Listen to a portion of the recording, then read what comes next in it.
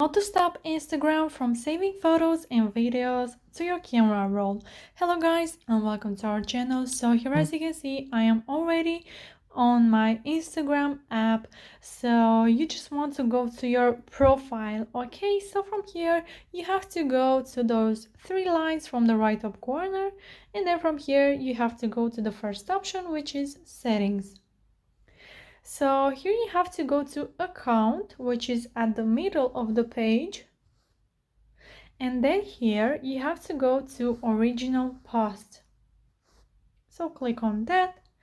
And then here, as you can see, we have toggled on the save posted videos and save posted photos. So you want to toggle this off, and now your videos and photos will not be saved to your camera roll. And also save original post. Let's read from here. Automatically save the unedited photos and videos taken with Instagram's feed camera to your camera roll. So if you want, you can toggle this off as well. So yeah guys, that's it. I hope this video was helpful for you. If it was, you can comment down below your thoughts, and don't forget to like this video and subscribe to our channel. Thank you so much for watching. Have a great day. Bye bye.